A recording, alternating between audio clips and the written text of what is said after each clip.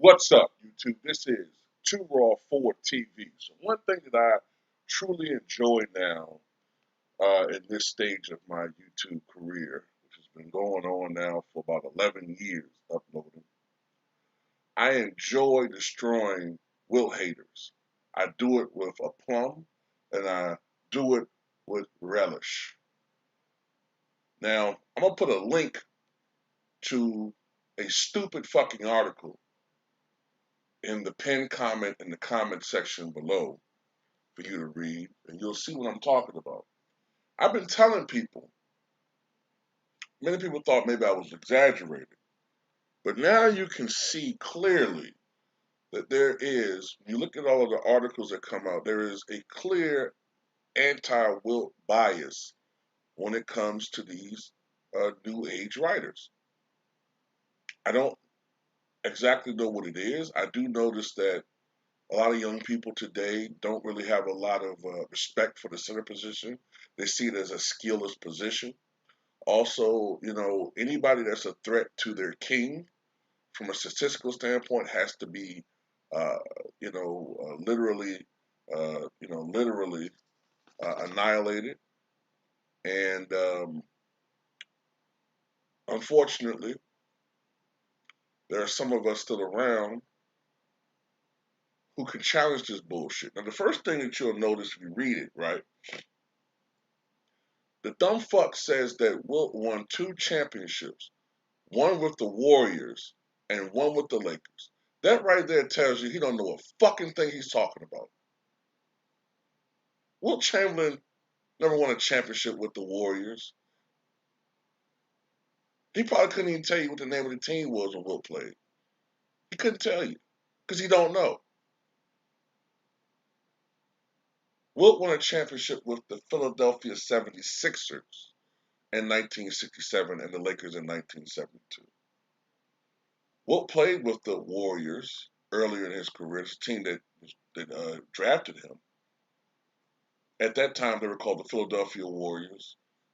And then I think after 62, 63, I believe it was, they moved to San Francisco, where he played for a while until he was traded to the Philadelphia 76ers, who used to be, prior to 1963, I think it was, or 64, I think it was 63, 1 to 2 years. Prior to that time, they were known as the Syracuse Nationals, all right?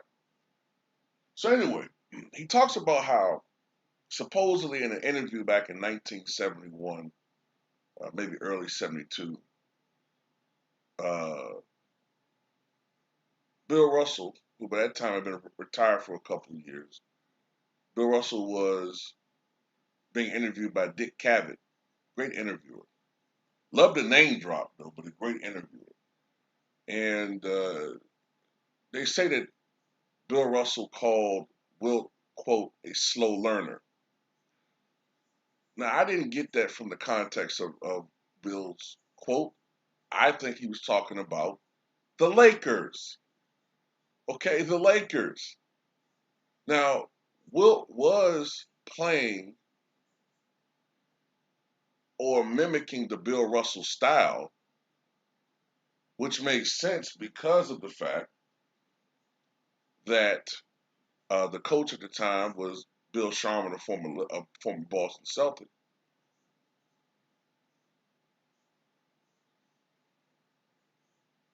That made sense, but he said something about some people are slow learners.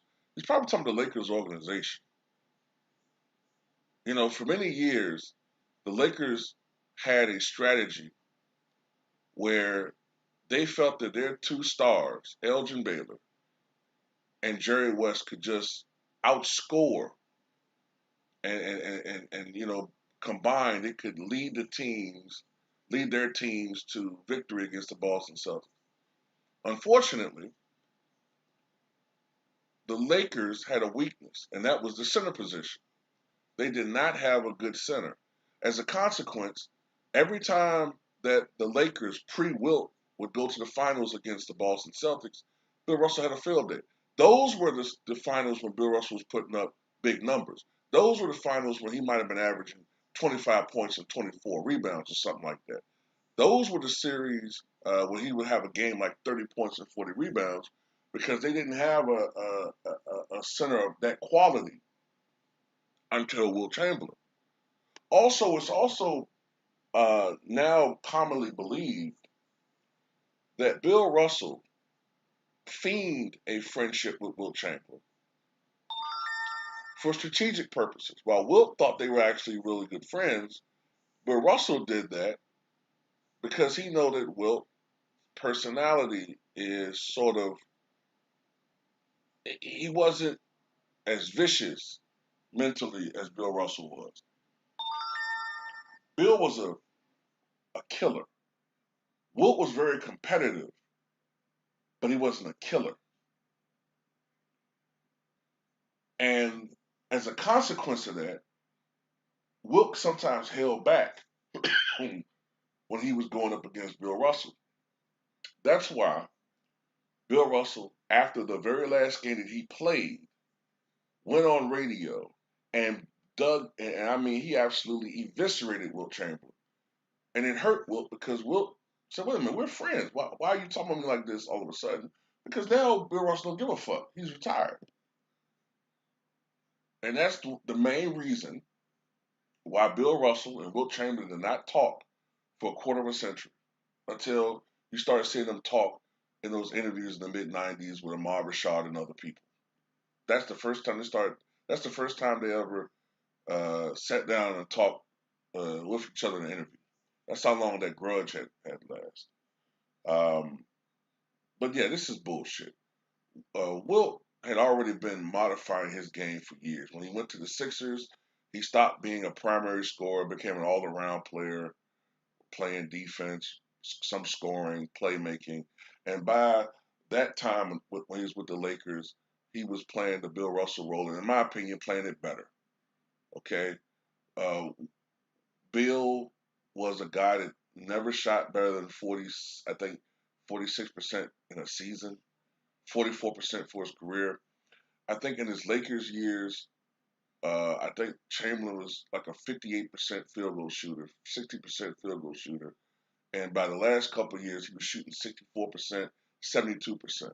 So his accuracy was crazy. That was when Wilt switched to a power game, um, scoring around the basket and playing defense. He blocked more shots than Bill Russell. Uh, was in Bill Russell's realm as a passer. I think Russell was a little bit better passer than Wilt overall, but Wilt was an outstanding outlet passer. And I'm also going to say this too. I never really said this before, but I've been sitting back and thinking about this. It's kind of amazing that Wilt was playing at that high level, at such a high level at his age. Remember, Bill Russell was falling apart when he retired in 1969. He was 35. When Wilt retired in 1973, he was almost 37, and he could have played for a couple more years. He could have played for a couple more years and averaged 12 points, 16 rebounds, or 17 rebounds, but he didn't want to play anymore. Um, but he played at a very high level at advanced age at that time, and um, you can make a strong argument that Wilt's Lakers team, well, Wilt, Jerry West, Goodrich, uh, Happy Harrison, you can make an argument that that team had much stronger competition in the finals than Boston ever did. Because when Boston was going to the finals, for the most part, they were playing against that Lakers squad with Jerry West and Elgin Baylor. Matter of fact, I think they went to the finals. Didn't they go to the finals something like 6 consecutive years and lost? Whereas the Lakers, true, they did face uh, Boston in '69, and they lost in that series, a series they should have won. But in '70, they played a super team in the New York Knicks. And in 72 and 73, they played that same team and won a championship in 1972, despite the fact that they were an aging team all those players on the downside of their careers, except for Goodrich. Whereas that Knick team they were all in their primes. They were young. They were all young. None of those players had been drafted before 1965. Whereas West was drafted in 60, Wilt 58, I think, and didn't play until 59. Those guys were older. You had a super team with Willis Reed, uh, Dave DeBusschere, Bill Bradley, uh, what's it called coming off the bench, Phil Jackson, great six man, Walt Clyde Frazier, Earl of Pearl Monroe, and then in 73 they had Jerry Lucas and Dick Barnett. All those players are first ballot Hall of Famers, except for Dick Barnett, who's a really, really good all-star. Come on. The Boston Celtics didn't play anybody like that. And when they did play a team like that, they got blown out of the fucking playoffs 1967, the 67 76ers. So at the end of the day, these people can keep trying to slander Wilt, and I'm not trying to denigrate Bill Russell, but I don't get this shit with Wilt. Okay, he only won 2 championships. He only won 2 championships, right? But you'll find an article saying, well, you can't denigrate Kevin Durant for only winning 2 championships. Well, why is it that Wilt gets all this slander for only winning 2 championships when he had to go up against this great Boston Celtic team, right? Then later on, he had to go up against this great New York Knicks team. Not to mention, early on in his career, that team was very mediocre. He never really had a superstar teammate in his prime on his team. He was always joining teams where a guy was like in the earlier stage of his career or in the end stage of his prime or in the end stage of his career. Kevin Durant joined a super team in their primes. Remember 2016-19, that was the peak of the Warriors and the peak of Kevin Durant's career. And he joined the team after they beat his ass. But that's okay. But Wilt gets all this slander because he only won 2 titles. And let me ask you this. Who else was winning titles in that time period? Who else was winning championships outside of Bill Russell and those Celtics teams? Someone answer that to me.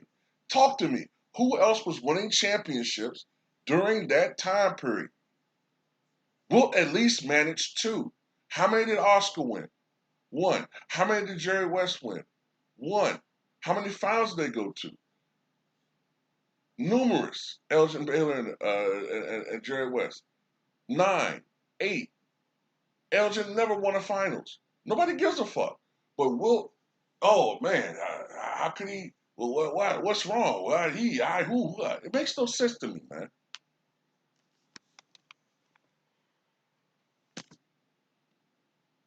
Bob Pettit won 1 fucking title. And I love Bob Pettit. You know, he's a great player. He only won 1 title. But nobody holds it against him. I get Wilt was just phenomenal, but one player cannot beat a team. And if you look at those series, when Wilt's teams were going up against the Boston Celtics, do you know what decided the difference in most of those games? The difference in all of those games together, if I'm not mistaken, were combined, I think it averaged out to something like 2.5 points a game, or it was combined 9 points in 7 different games. These were some close games, despite the fact that he was going against a super team. And what was deciding these games was the backcourt.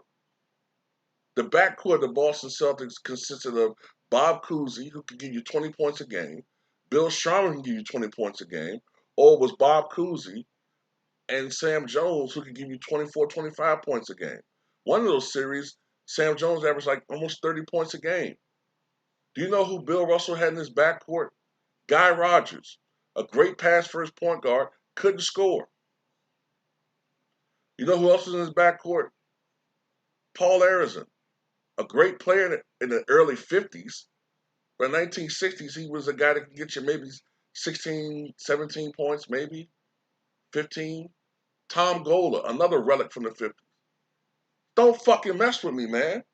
I know what the fuck I'm talking about.